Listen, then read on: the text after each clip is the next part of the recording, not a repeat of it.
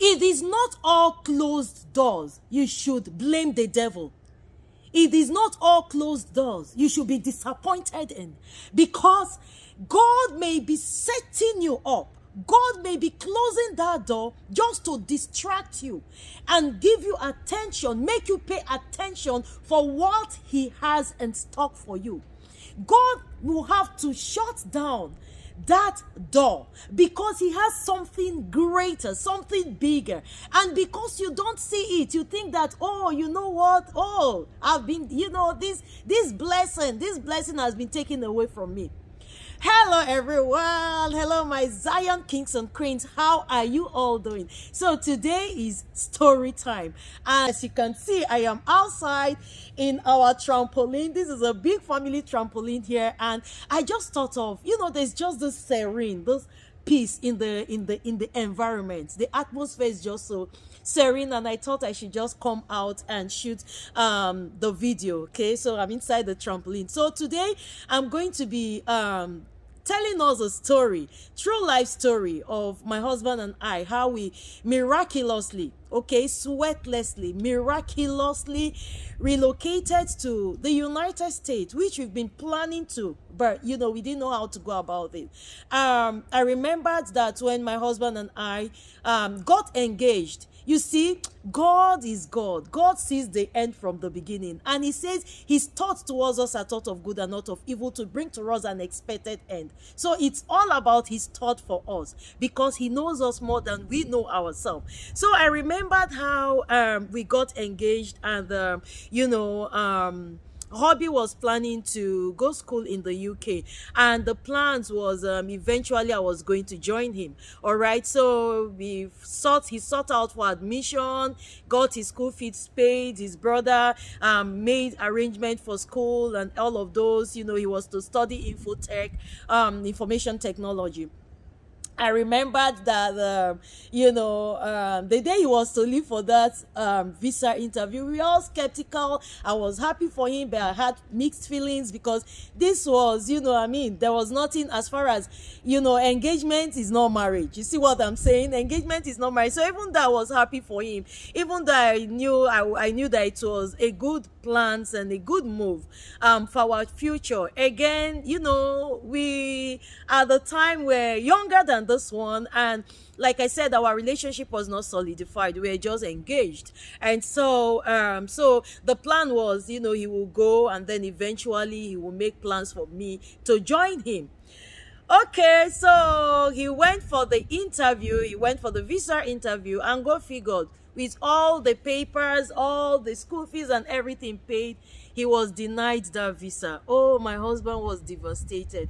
At the time, he was my fiance, right? He was so devastated, and I could see all over him that he wasn't happy that he didn't get it. I was not happy too that he didn't get it, but again, I was happy somewhat that I better go make Oga, let my brother, like I said, anything can happen. Sometimes you just don't have control of the situation. So at the time, I had mixed feelings. I was feeling for him that he didn't get the visa. But again, like I said, in my mind, I was like, Oga, yeah, I'm somewhat happy. If you want to call me selfish, no wahala. Okay, fast forward, we got married.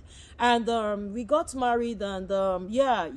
few years into the marriage, of course, we were ready, that is story again I'm going to go into details how we waited on the Lord, for years before we were blessed with the fruit of the womb. But I don't want to digress. So we got married, and again, just living our life. And we've always known, for some reason, we've always known that we didn't want to stay in Nigeria.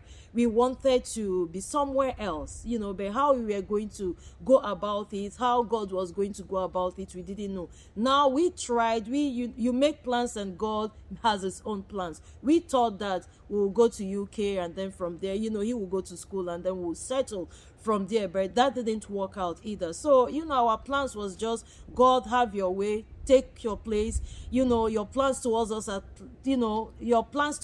are, for the best. And I remembered again, we got married, and and I remembered that fateful year I will never forget.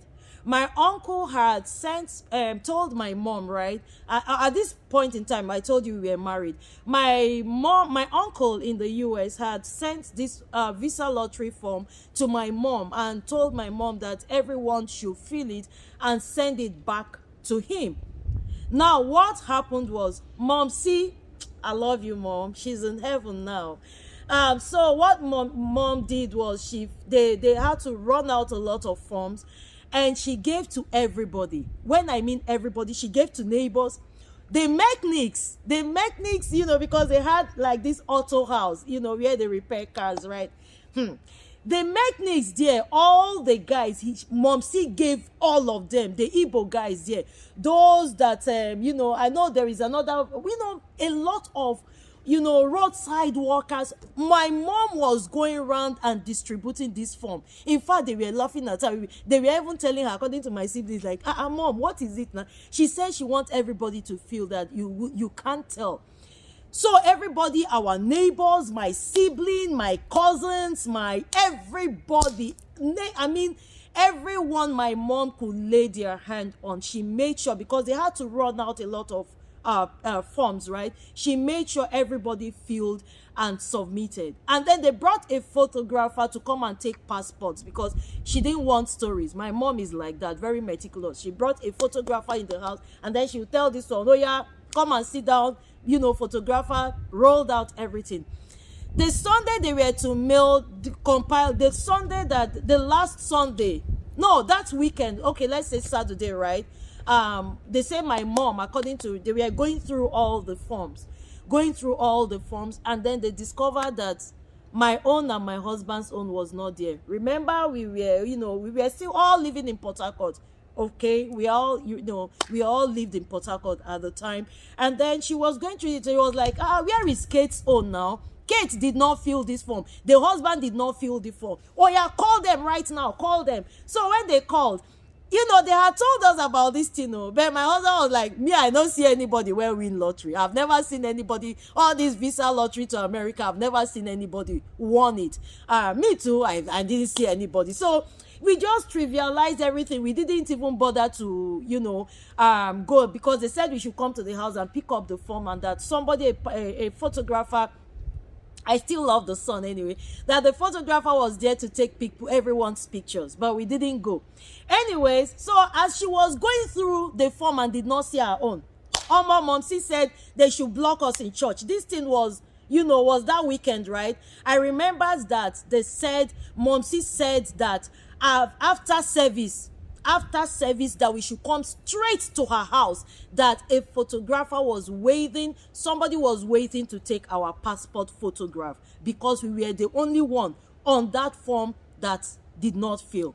So reluctantly again, but we wanted her to be happy, because what do we stand to lose? Anyway, we are like, after they will go there and go and eat Sunday rice. So no lose. We did not lose, no harm in filling the form. You're not paying anything, nothing. So after service, we went to Momsi's house. As we got there, true to her word, a photographer was there to take our passport photograph. So they took hubby's own and they took my own, and that was how we filled out that form, and she compiled everything and DHL'd it to my uncle in the US. Omo, hey. Somebody said, I want you to open your mouth wherever you are as you're watching this video and say, Father, let your plan for me stand. I have plans, but Lord, let your plans for me stand, and not just standing, but let it come to pass speedily. Let your plans for me come to pass speedily. Omo, this thing why they tell you, somebody pinch me and say story, and I go, yes, story tire. No be him. The following year, I could never forget that experience. The following year, I remembered how my mom called and she was screaming. Then she couldn't even talk.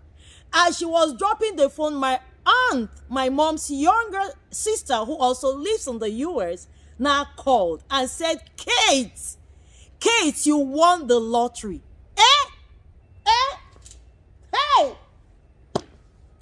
hold me. Somebody hold me. Somebody hold me. Somebody hold me.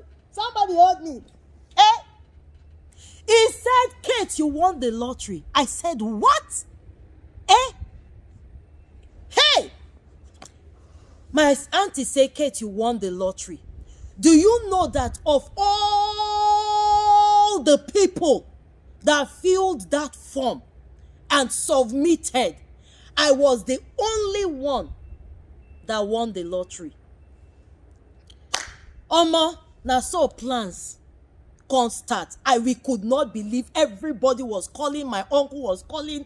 My aunt, kept calling. My mom could not contain herself. Everybody was happy. It was like a big family. Even the mechanics, the people that used to sell abacha, the people that used to sell mama put, the people that used to sell saloon, the hairdressers, everyone. It was like a big family that one person won from that whole adventure. And more like joke, that was how we started the process, started it, and to God be the glory, sweatlessly. By the time we got to this place, our own, and I owe God. And anytime I give this, I don't give it as a story. I give it as a testimony to inspire someone, to let someone know not to throw in the towel, not to trust God, trust Him. Know that He has better plans for you. That you knocked on that door and it did not open. Don't worry. God has better plans for you. You can imagine, this story never ends. You can imagine if we had gone to the UK. Maybe my husband, maybe school will get overwhelmed. And of course, now, he go try to settle down before I bring another person. Not be when your leg don't strong. Your leg has to be strong before you bring another person. You cannot be floating and then you want to bring someone else, okay? And so you can imagine how long that would have taken. But God did it in such a way that not only were we going together, we went with our status straightened out. We didn't have to, do on that. See, make I talk this thing for pidgin. For people when no get their papers together, you don't want, because something, what would have taken you just 5 years to achieve, because get paper, it go take you, longer than that. Eventually you will get it. But who wants to go through a longer route where there is a shorter route for you to go? And so by the time we got to the States, everything was ready. Remember, my mom's younger ones are here. Everything was ready. God put everything in such a way. See, again, all glory to God, because it is a testimony. Waiting people go through, I know go through. I'm telling you. My uncle gave us a car. We were in the house. My auntie accommodated us until we were able to get our footing. I had my baby there. Had a massive baby shower for me that I've never had before. Would have never dreamt that I would have that kind of baby shower in the house. Everything was just falling into place. We had the baby. Everything was just sweatless because God did it His own way. And today, and it's just been from glory to glory, from strength to strength, from one good news to the other, from one testimony to the other. We've never seen a better yesterday. All because God took charge and did it His own way. To someone out there watching this video, can you let God take charge? Don't give up on yourself. Don't give up on that dream. Don't give up on your plans. All because the way you planned it, it did not work out. Why not sit down and say, Father, I have done my own part. This is my last bus stop. I am going to trust you to just execute your plan. And you will see God come through for you. And you will turn back and say, see what the Lord has done. Oh, see what the Lord has done. So that was how we miraculously found ourselves here, and it's just been so beautiful. So watch out for another storyline. If you want to be inspired, want to be, encouraged, you want to be lifted, this channel is partly the reason why I created this channel, so I can come share my own life story, not be something where happened to another person, my own life story. So you take a look at me and you will say, yes, the next story I'm going to be sharing next time by God's grace, which is why you should join this family, is my story from barrenness to being a fruitful mother of 5 boys. How barrenness tormented me, how barrenness humiliated me, how barrenness embarrassed me. But today I am a mother of 5 boys. If you want to hear that story, this is the time to join now, and I will see you next time. I love you. There is nothing you can do about it. You are next in line for a miracle. Don't give up yet. Mwah. Bye.